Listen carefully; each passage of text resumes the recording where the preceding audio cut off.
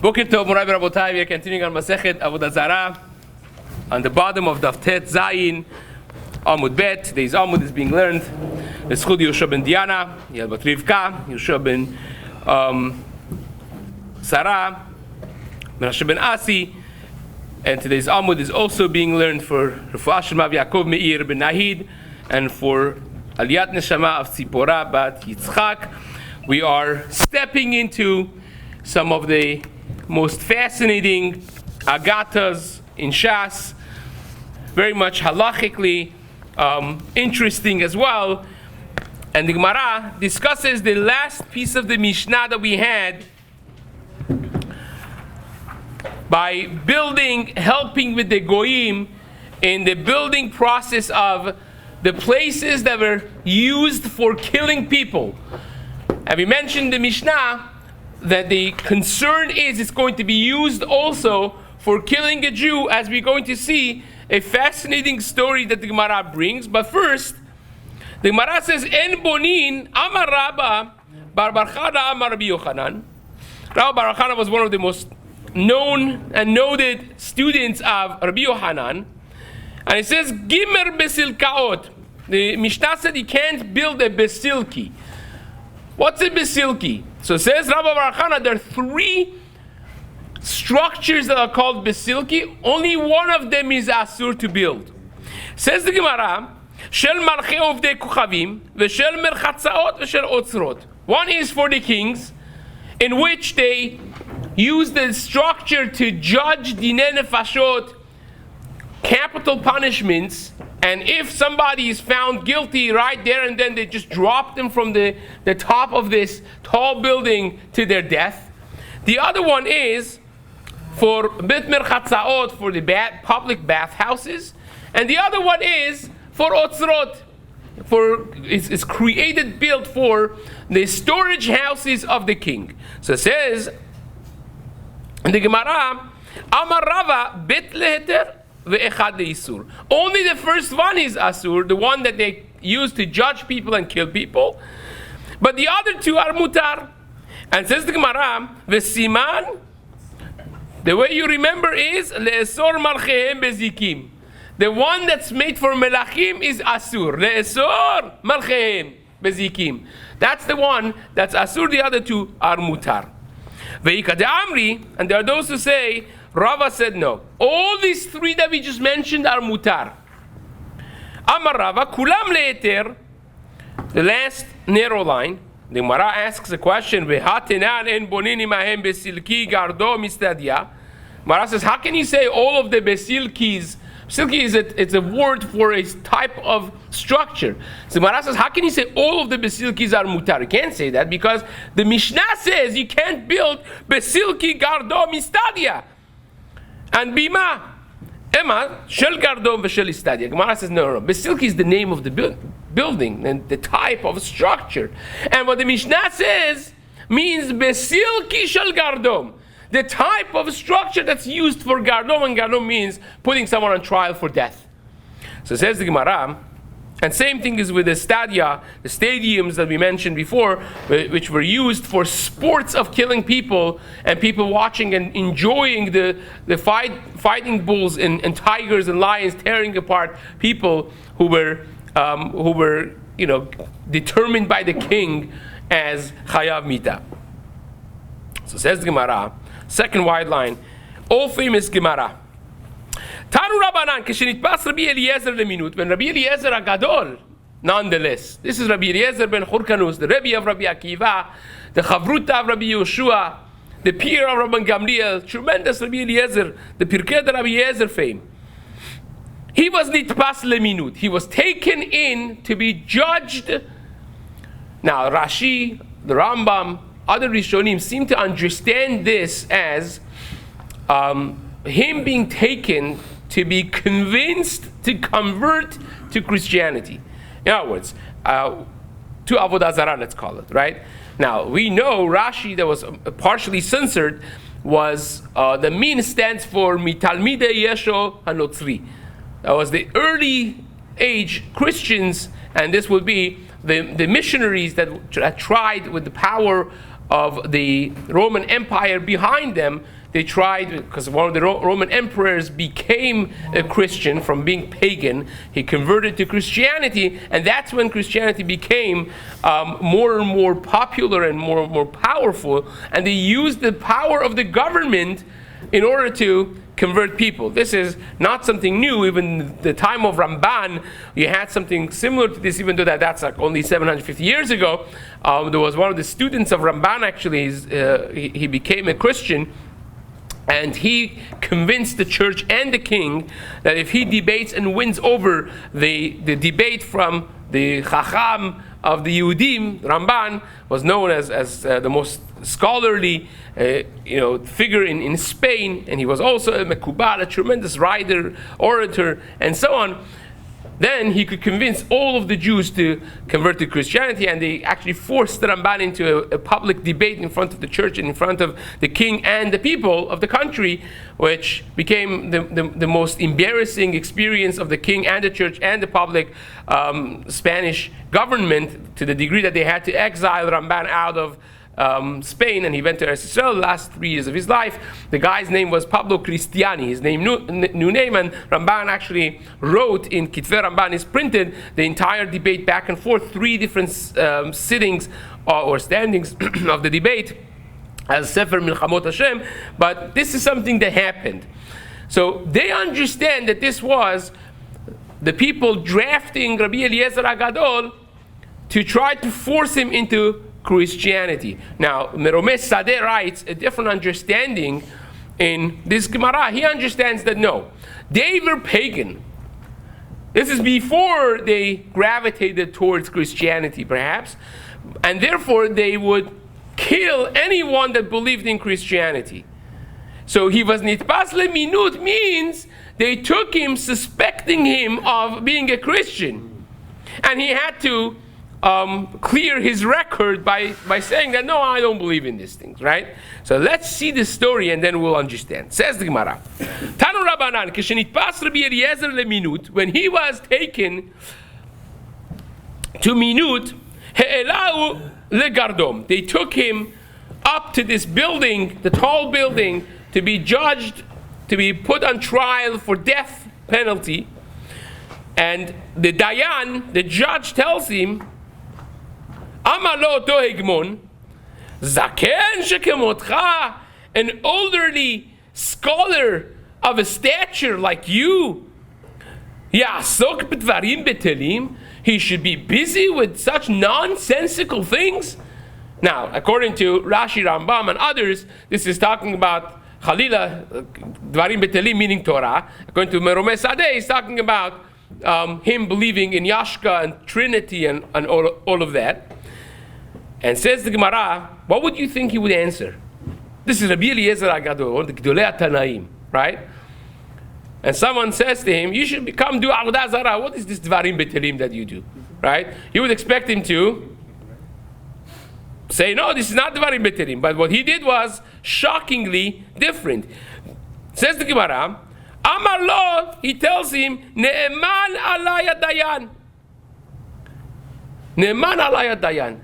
The judge is right, is correct. Now, this guy thought, Katzavur, when you deal with Baalei Gava, whatever you see, they take it to their own credit, right?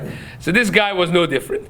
So he thought, Rabbi Eliezer HaGadol means that he just agreed with him. Says, Ne'eman alaya dayan, you the dayan, you're correct. These are dvarim betelim, chalila v'chas. So, savar oto, kasavur oto hagmon, alavu omer.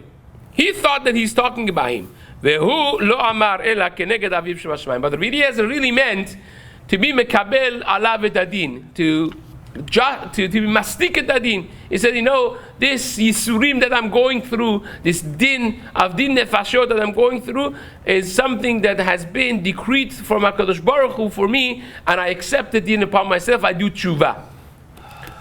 And there are those achronim who write that immediately when he accepted the tshuva upon himself, that was the whole purpose of the yisurim that came on him. And that's how it is in life.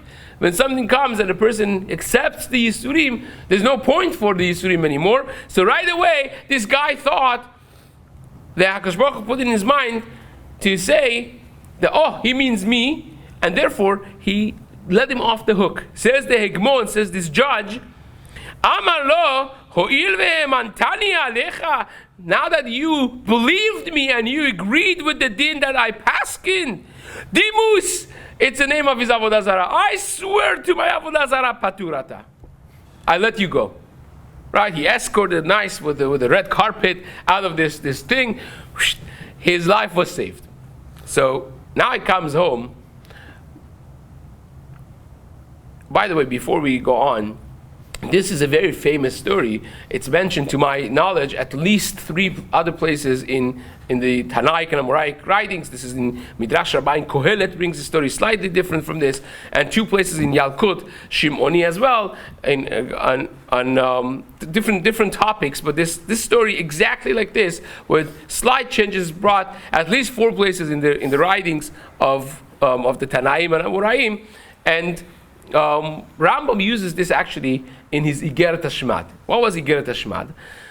In Spain, and especially in Morocco, because Spain and Morocco are very close, so this was a gezerah that was made there when the Islamic movement became extremely powerful, and they conquered many cities and countries, and they would force people to become Muslims, otherwise they would be killed. That was, you kiss this or this kisses you, and that was their mahalach of spreading their love and the religion of peace, which means you would be cut to pieces if you didn't accept. So that's how they had a question: can I become a Muslim on surface, believing in Yiddishkeit in my heart, or is it Yarik Val Yavor? So there was a Chacham that wrote an entire psak that this is Yaharek Val Yavor. Islam is Yaharek Val Yavor, right?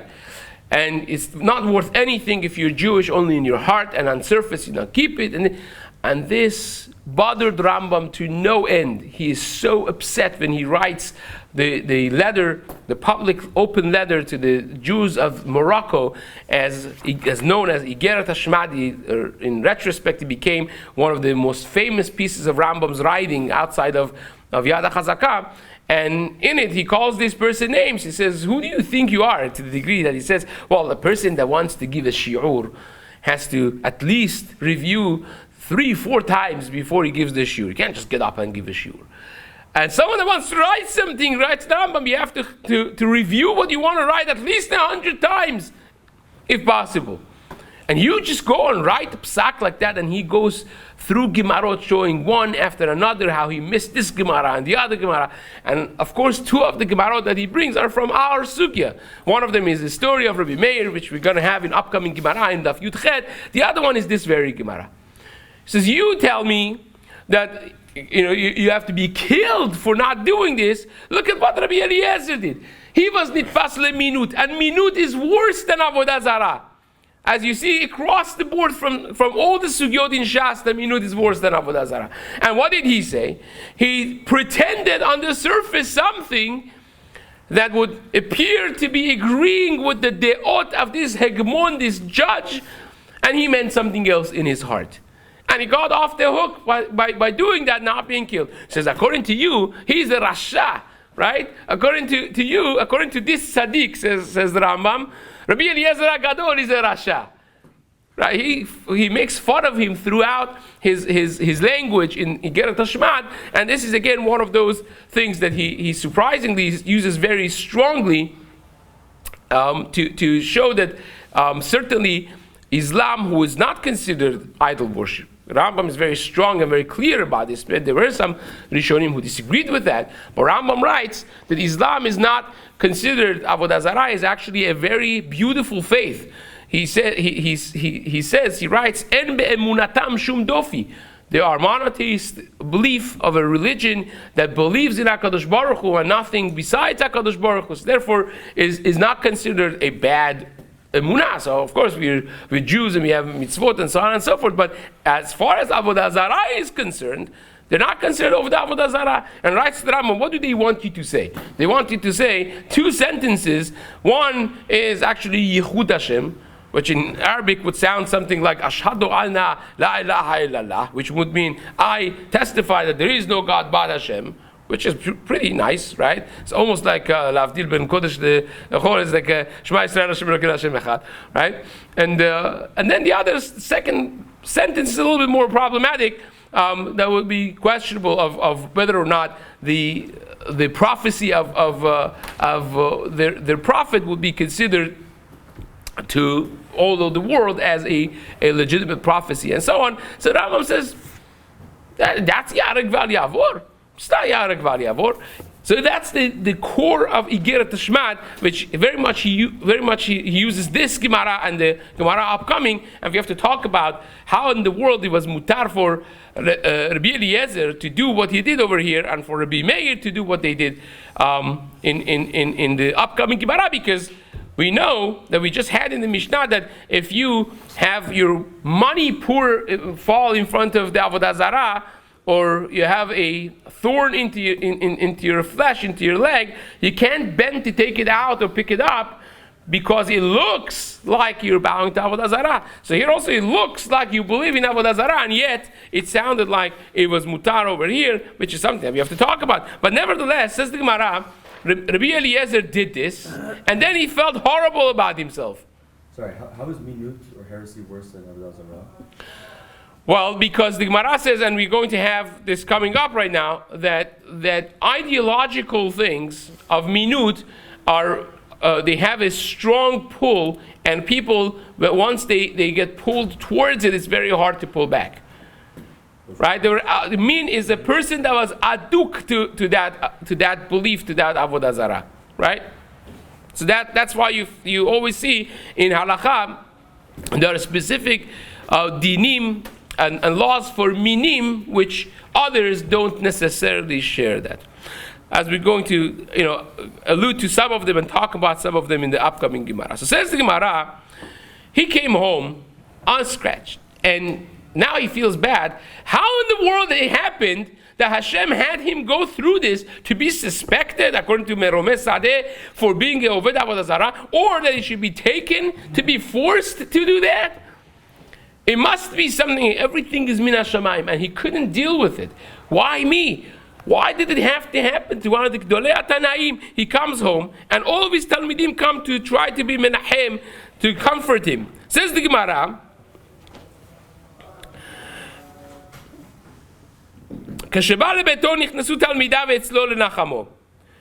the students come in to comfort him. He was not consoled, he was not accepting Tarchumin. Right? So what does Rabbi Akiva say? Rabbi Akiva is the person that always could make positive out of any negative situation. You see this 7 or 8 times throughout Shas. He's the one. And then in the end of Gemara Makot, of everyone is crying and he is laughing. Right? In positivity that he had to turn any negative situation to a positive experience. And Rabbi Akiva says, let me say something to you. Something that you taught me, actually. It says, Tarsheli lomar davar echad mima sheli matani. Let me tell you something. Now, the Halacha says in Shulchan Aruch, in Chod Kavod Tamid Chacham v'Rabo Tamid Chacham, that if you have, like Yehud Avayim is the same thing. If you want to give musar to your father or to your Rebbe, you don't just say, let me give you some musar. You say, didn't you tell me this? Like, even though that he may or may not have said it, but the way a Talmid speaks to the Rebbe, so it's not necessarily that Rabbi Eliezer taught this to Rabbi Akiva, but he is about to tell him something difficult, something semi-difficult. And we know that Rabbi Eliezer was a very exacting person. We had this Gemara, again, also in multiple places. We had in Masechet Ta'anit, for those who remember, that Rabbi Akiva and Rabbi Eliezer, when they davened for rain, Rabbi Eliezer was not accepted. After 24 tefillot and fasts and so on, and Rabbi Akiva goes up there and says the famous words, Avinu Malkelu, En lanu melech ela ata, Avinu Malkelu rachem aleinu, 2 sentences, and boom, the clouds come and starts raining. And people were starting to say, well, Rabbi Akiva is greater than his rabbi. And the Bat Kol had to come out and say, Lo mipnei shezeh gadol mizeh. Not because he's bigger than him, but because Rabbi Eliezer is exacting. He's not over al midotav. But Rabbi Akiva is over al midotav. We see this in Gemara in Masechet Bava Metzia as well. In Daf Nun Tet, with the story of Tanur Shel Achnai, that he was not willing to accept the da'at of the Rabbim in the Machloket, and he ended up living the rest of his life in solitude, in Cherem, and so on. So he was very careful with him. He says, let me teach you something that you taught me. Amalo Emor said, go ahead. Amalo, he says, Rebbe, Shema minut ba liyadcha v'hana'acha. Maybe sometime in the past you had an encounter, you had an experience with minut, and you enjoyed minut. You enjoyed something of this minim v'lamarshirim, and therefore, because of the pleasure you had from it, it stuck to you. And people see it on you, therefore you were suspected, you were taken in for minut. Because these things are real. You enjoy something of Kedusha, the Kedusha sticks to you. You enjoy something of Avodah Zarah, Chalila, that also sticks to you. So says, the Gemara, Rabbi Akiva tells him, Ve'alav nit pasta. Maybe that's why. Amar lo Akiva, his kartani. Says, you're correct, Akiva. Like always. His kartani says, you reminded me of what happened. Let me tell you what happened. Second line. One time I was walking in the upper marketplace of Tzipori.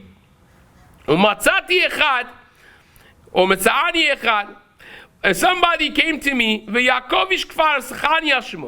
name was Yakovish Kfar Schania. He was a min. He was one of these converted people.